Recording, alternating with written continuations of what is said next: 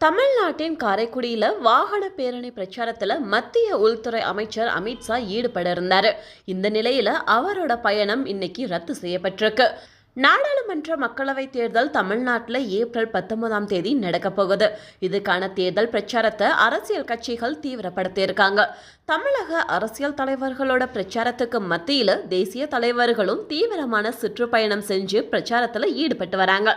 இந்த வருஷம் மட்டும் பிரதமர் மோடி தமிழ்நாட்டுக்கு 6 தடவை வந்து பிரச்சாரத்தில் ஈடுபட்டிருந்த நிலையில 7வது முறையா நேத்து வந்தாரு. அதே போல பாஜக சார்பில் மத்திய உள்துறை அமைச்சர் அமித்ஷா தேர்தல் பிரச்சாரத்துக்காக தமிழகம் வரப்போறதா அறிவிக்கப்பட்டிருந்தது. ஸோ ஏப்ரல் 4, 5 தேதிகளில் அவர் மதுரை, தேனி, கன்னியாகுமரி, தென்காசி ஆகிய மாவட்டங்களில் பிரச்சாரம் மேற்கொள்ள பிளான் பண்ணியிருந்தாரு. ஆனால் கடைசி நேரத்தில் அது ரத்து செய்யப்பட்டுச்சு. அதோட தொடர்ச்சியா மத்திய உள்துறை அமைச்சர் 2 நாள் பயணமா நாளைக்கு மறுபடியும் தமிழ்நாடு வரப்போறாரு. ஸோ பிற்பகல் 3-5 மணி அளவில் மதுரை விமான நிலையம் வர்ற அமித்ஷா அங்கிருந்து ஹெலிகாப்டரில் சிவகங்கை போறாரு.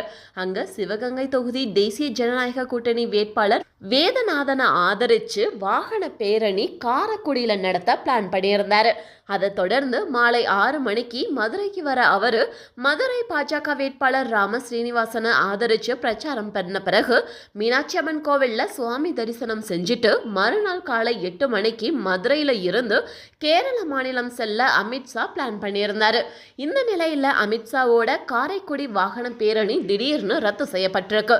சிவகங்கை பாஜக வேட்பாளரான தேவநாதன் யாதவ் மீது பண மோசடி குற்றச்சாட்டை காங்கிரஸ் கட்சி வெளியிட்டிருந்த நிலையில அமித்ஷாவோட காரைக்குடி வாகன பேரணி ரத்து செய்யப்பட்டிருக்கு.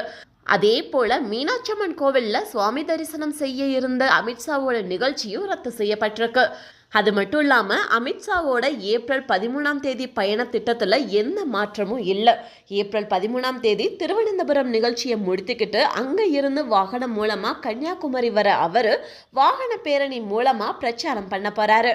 இதை அடுத்து அங்கே இருந்து புறப்பட்டு நண்பகல் 12 மணிக்கு திருச்சி விமான நிலையம் போகிற அமித்ஷா ஹெலிகாப்டரில் திருவாரூர் போய் மதியம் 3 மணிக்கு திருவாரூரில் நடக்கிற பொதுக்கூட்டத்தில் பேச போகிறாரு. அதுக்கு பிறகு திருச்சி போய் அங்கே இருந்து விமானம் மூலமா தூத்துக்குடிக்கு போற அமித்ஷா அங்க இருந்து ஹெலிகாப்டர் மூலமா தென்காசி போறாரு. அங்க வாகன பேரணி மூலமா வாக்கு சேகரிக்கிற அவரு இரவு 8:15 மணிக்கு தூத்துக்குடி விமான நிலையம் வந்து அங்க இருந்து விமானம் மூலமா டெல்லி புறப்பட்டு போக இருக்காரு. இதுதான் அமித்ஷாவோட ரோட் ஷோ பிளான்.